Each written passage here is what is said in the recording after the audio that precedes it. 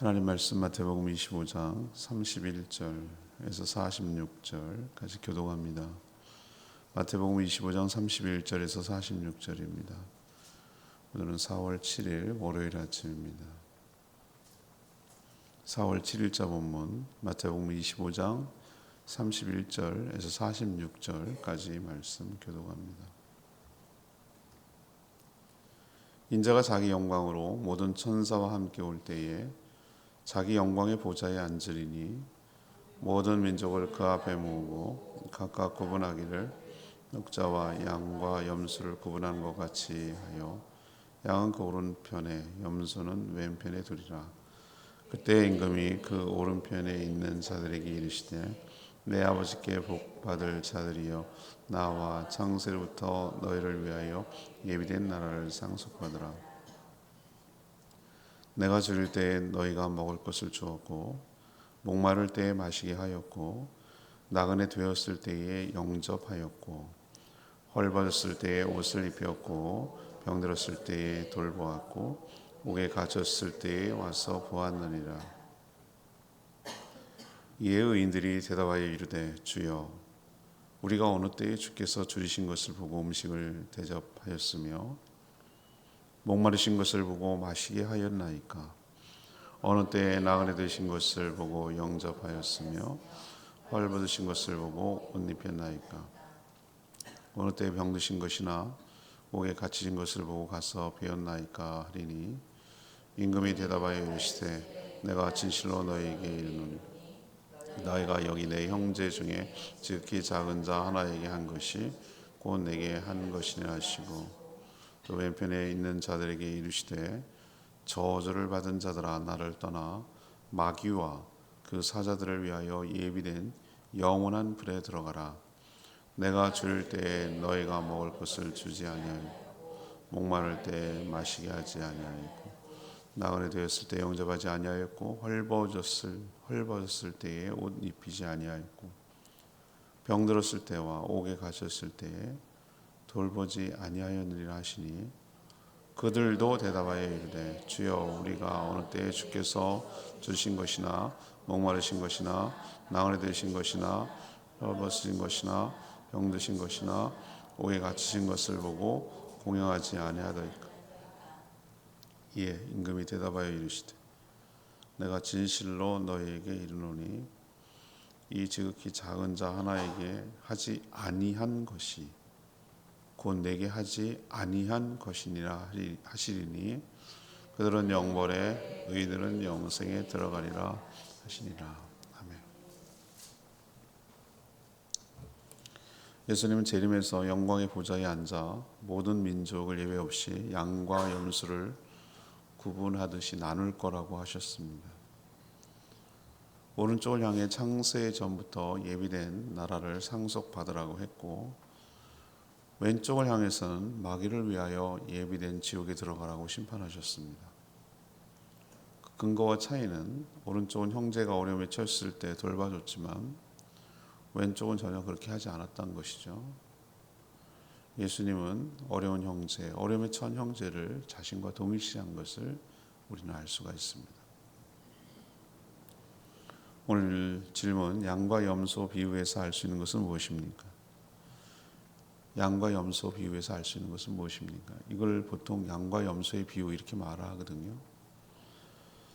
첫 번째는 31절에서 33절까지 말씀인데요. 예수님은 반드시 재림하고 심판하신다. 예수님은 반드시 재림하시고 또 심판하신다. 이것을 우리에게 분명하게 가르쳐주고 있습니다. 예수님은 양과 염소의 비유를 통해 재림과 심판과 상급에 대해서 오늘 교훈을 주고 있습니다. 예수님을 믿든지 믿지 않든지 상관없이 반드시 알고 있어야 하는 사실은 예수님은 반드시 다시 오신다는 거예요. 아기로 오시는 것이 아니라 오늘 표현대로 자신이 영광 가운데 천사들과 함께라고 했습니다. 그리고 자기 영광의 보좌에 앉으실 거라고 했습니다. 이 보좌는 영광과 권세를 상징합니다. 그리고 심판의 자리입니다. 보좌에 앉아 모든 민족이 예외 없다고 그랬어요. 모든 민족, 모든 인류죠. 그의 앞에 다 모을 것이에요. 여기 백인종이니 황인종이 이런 거 구분 없어요. 장로교니 감리교니 이런 교파 구분 없어요. 하나도 안 들어가 있어요. 여기는 칼처럼 이분법적으로 나눕니다. OX 하듯이 금을 딱 거가지고 오른쪽 왼쪽 염소 양 이렇게 나누듯이 그냥 이건 상징이에요.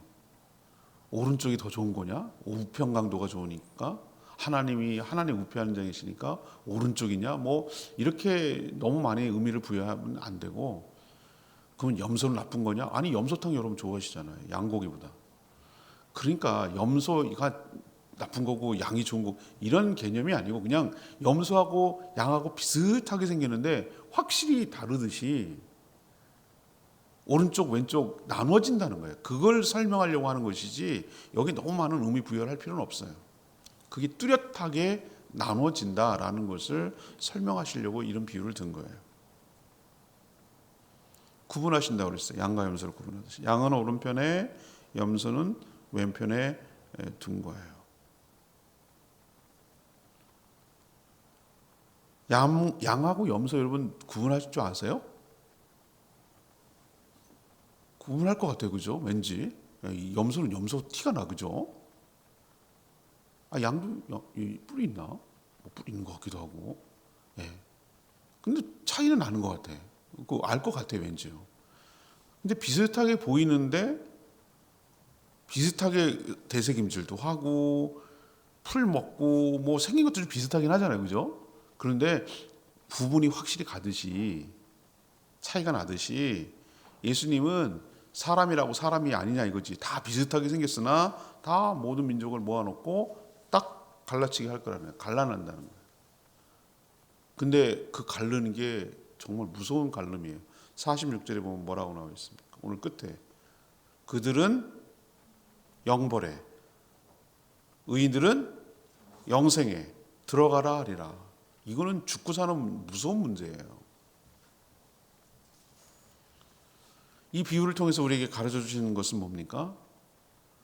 주님이 다시 오신다. 주님이 영광 가운데 오신다.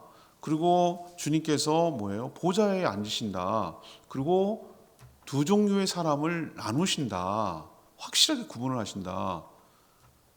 양쪽에 있는 사람, 오른쪽에 있는 사람은 영생이 들어가지만 왼쪽 염소 같은 사람은 영벌에 처한다. 그러면 우리는 어떻게 살라는 거죠? 다시 오실 주님을 늘 의식하고 무엇으로 갈라내는지를 잘 보고 심판을 대비하며 살아가는 것이 현명하고 지혜로운 처신이고 처사인 줄로 믿습니다. 의식하며 살라는 거예요. 의식하며. 두 번째 오늘 얘기는 34절에서 40절 얘기입니다. 예수님은 성도들을 자신과 동일시하신다. 예수님은 성도들을 자신과 동일시하신다. 이걸 우리에게 가르쳐줘요.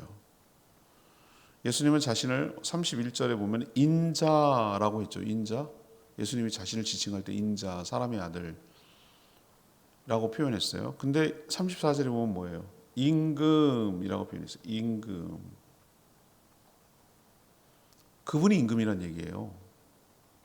본인이 임금이란 얘기예요.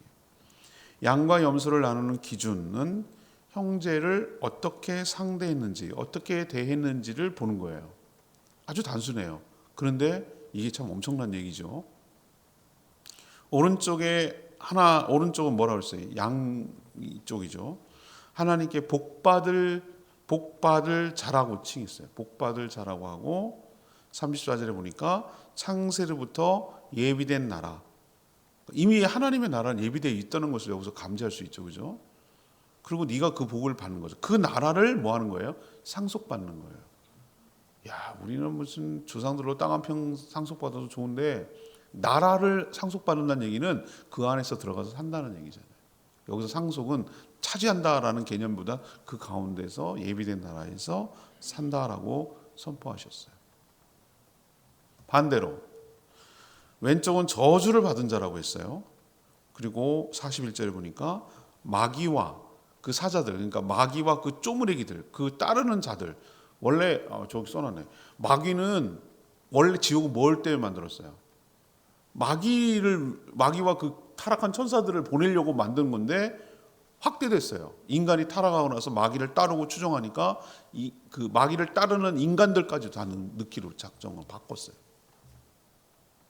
그래서 여기서 보면은 마귀와 그 종들, 그 하수인들, 그 따르는 꼬봉들, 그 따르는 부하들까지도 들어가는데 여기에 자기가 들어갈 줄은 누가 알았겠냐고. 그 예비된, 그 종들을 위해서 예비된 지옥에 들어가라라고 이렇게 확 갈라내셨어요. 41절. 여기서 중요한 것은 오른쪽이든 왼쪽이든 그 사람들은 모두 예수님을 직접적으로 대면하거나 대한 것은 아니에요. 여기서 직접적으로 예수님을 그렇게 한 건 아니란 말이에요. 그런데 중요한 것은 다른 사람을 대한 것이 곧 자신을 대하는 것으로 동일시해서 간주하신다는 게 중요해요. 다른 사람이란 전혀 모르는 타인이 아니에요. 여기서 보면 형제라고 표현했어요. 형제.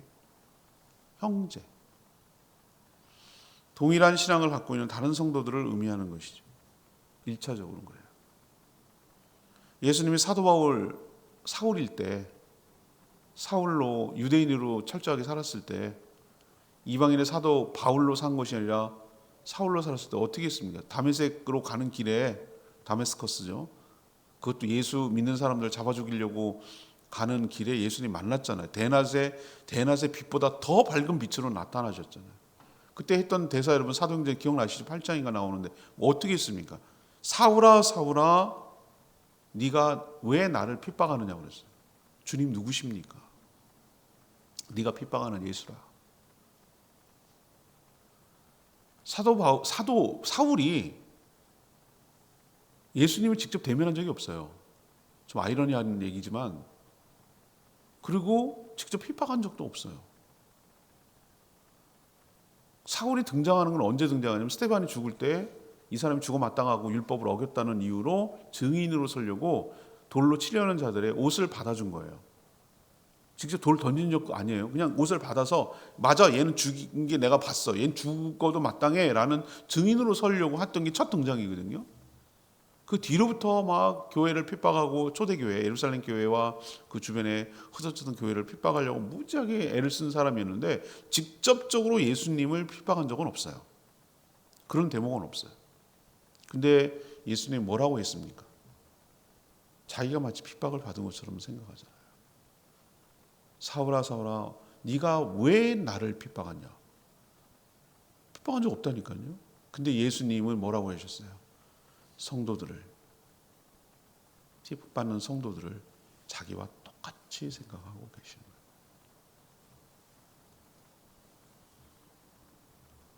교회는 그리스도의 몸이며 성도들의 공동체입니다.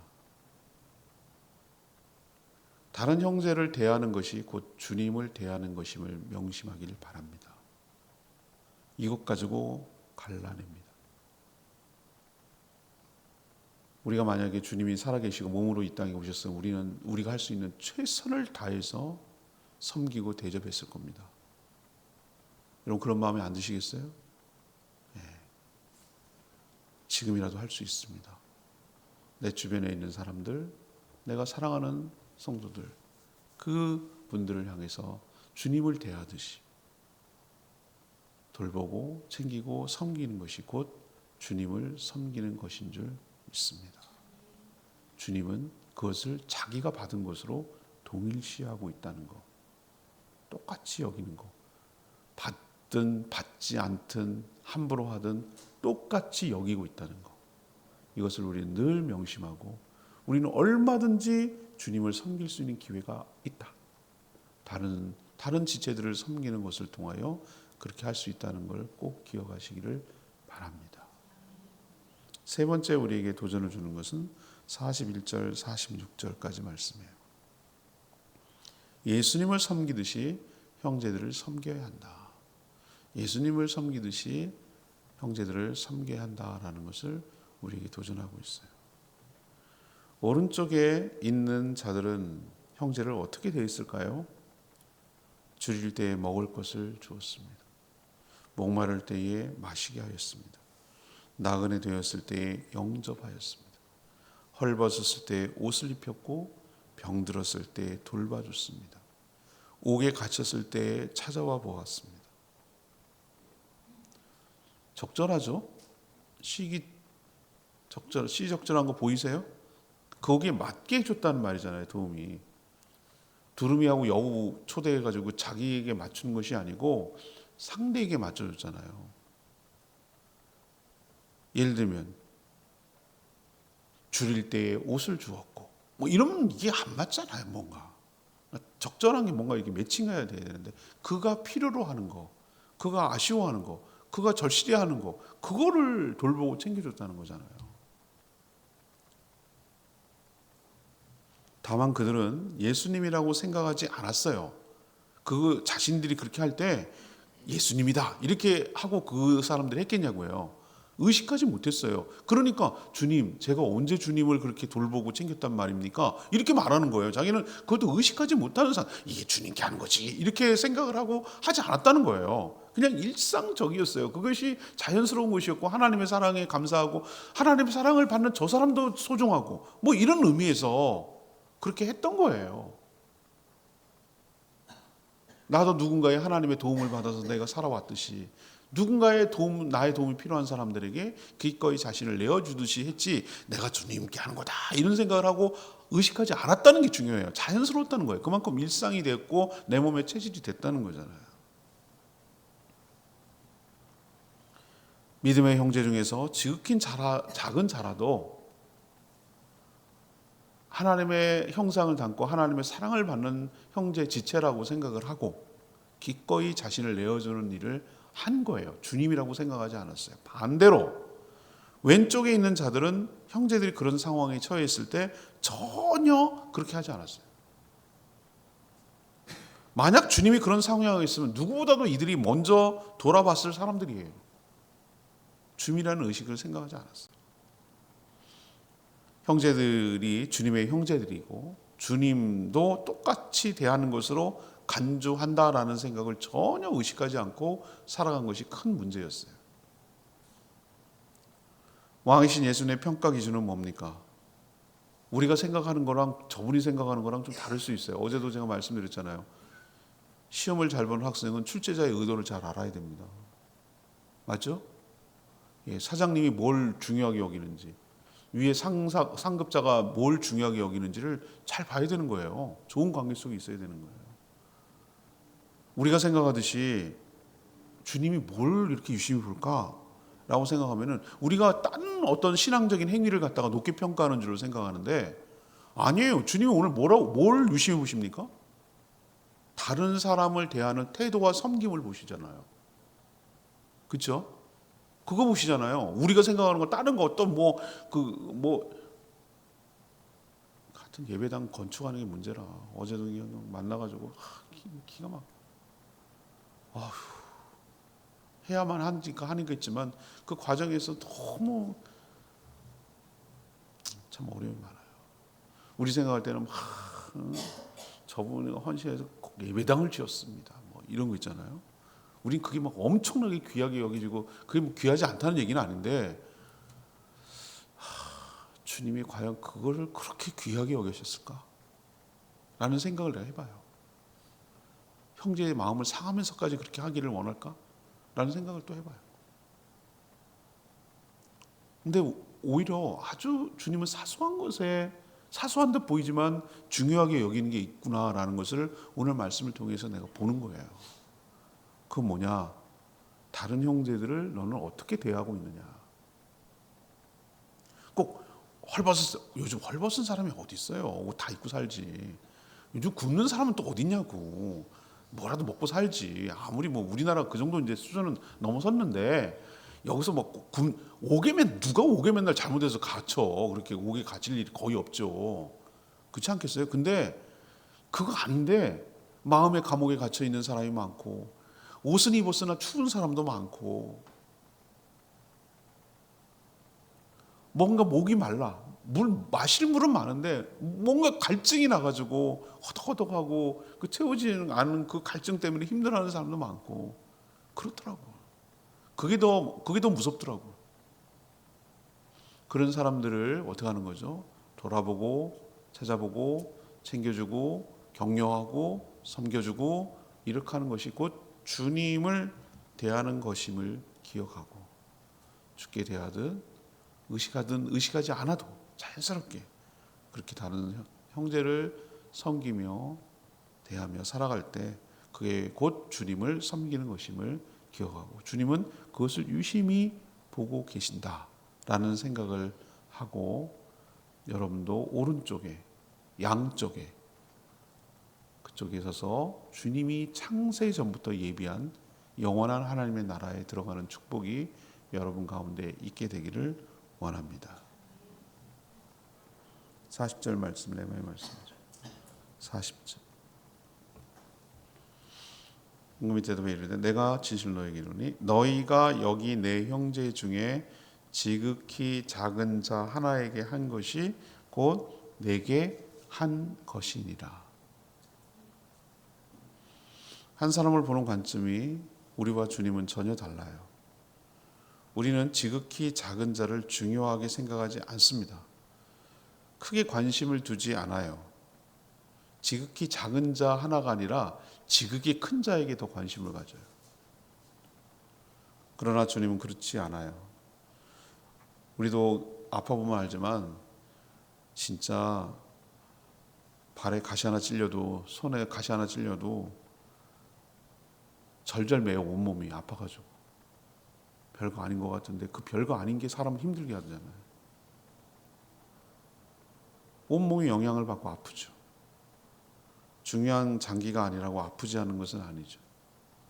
그러니 누구라도 특히 믿음의 형제라면 주님을 대하듯이 마음을 다해서 잘 섬기고 주님께 이렇게 칭찬과 상급을 받는 복된 인생으로 살아가게 되기를 축복합니다.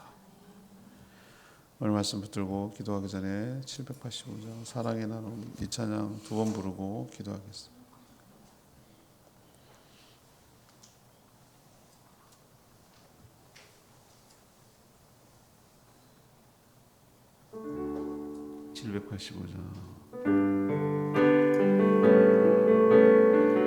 사랑의 나눔 사랑의 나눔 있는 곳에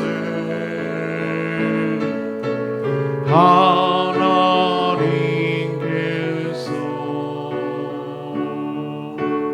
계시도 사랑의 나눔 사랑의 나눔 있는 곳에 하나님께서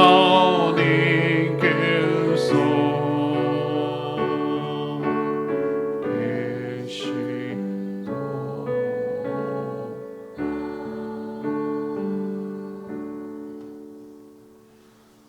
우리가 모든 사람들을 주님 대하듯 해야 됩니다. 주님이 다 보고 계십니다. 주님이 받은 것으로 간주합니다. 그게 냉대든 환대든 주님이 자기가 그렇게 당한 것처럼 여기시고 판단하고 평가하십니다. 우리가 돌보고 우리가 챙길 때 주님을 기뻐하시고 기뻐하실 뿐만 아니라 창세전부터 예비된 나라를 상속으로 주시는 분인 줄 믿습니다. 어떻게 살아야 되는지 너무나 분명하고 자명합니다. 성경은 우리가 살아가는 데 지혜입니다. 인생을 가르쳐주고 바르게 사는 것을 가르쳐주고 행복하고 복된 인생이 무엇인지를 너무 명쾌하게 가르쳐줍니다. 오늘부터 내가 대하는 모든 사람들, 특히 내 사랑하는 지체들 어떻게 대해야 될지 오늘 말씀을 통해 지침을 삼으시고 주님을 대하듯 주께 대하듯 그렇게 사랑하며 섬기며 살아가는 복된 인생 되기를 원합니다. 그렇게 살아갈 때 그런 공동체 안에 주님이 함께하여 주시고 우리와 함께하여 주실 줄 믿습니다. 주여 그렇게 살게 해달라고 주의 외치며 기도합니다. 주여 하나님 사랑의 나는 있는 곳에 하나님께서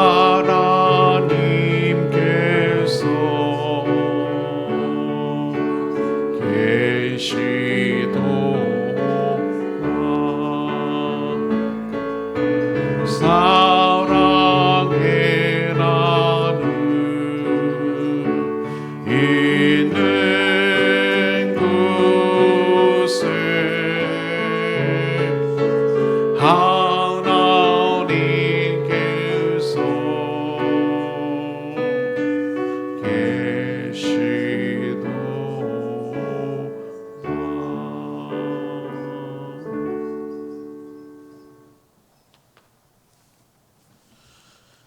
하나님, 예수님께서 천사들과 함께 다시 오셔서 영광의 보좌에 앉게 될 줄 믿습니다. 그때 양과 염소를 구분하듯 영생과 영벌을 주려는 자들을 나누실 줄 믿습니다. 그러니 늘 주의 심판을 의식하며 살아가게 하여 주십시오. 주님께서 지극히 작은 자라도 본인과 동일시하심을 명심하게 하여 주십시오. 힘들고 어려울 때 도움이 필요할 때 주님을 대하듯 작은 형제를 대하며 돌아보게 하여 주십시오. 저희도 저희를 위하여 예비하신 나라를 상속받게 하여 주십시오. 마귀가 그리고 귀신들이 가야 할 지옥에 떨어지지 않게 하여 주십시오. 오늘부터 다른 성도를 대할 때 주님 대하듯 하게 하여 주시고 상대 필요가 무엇인지를 잘 살펴서 굶주릴 때 먹을 걸 주고 목마를 때 마실 걸 주고 헐벗었을 때 입을 것을 주고 감옥에 갇혔을 때 돌아보고 병들었을 때 챙겨주고 그렇게 주님을 닮아가며 살아가는 저희들 되게 하여 주시고 저희 교회가 그런 교회가 되도록 축복하여 주시옵소서. 이 한 주간도 주님의 은혜 가운데 살기를 원합니다. 오늘도 간구하는 기도 들어주시고 주님과 동행하는 복된 하루 살아가게 하여 주시옵소서. 주님 손에 모든 것 맡기옵고 예수 그리스도의 이름으로 축복하며 기도합니다. 아멘. 오늘 하루도 주의 은총 가운데 살아가는 복된 하루 되기를 축복합니다. 충분히 기도하고 하루 시작합니다.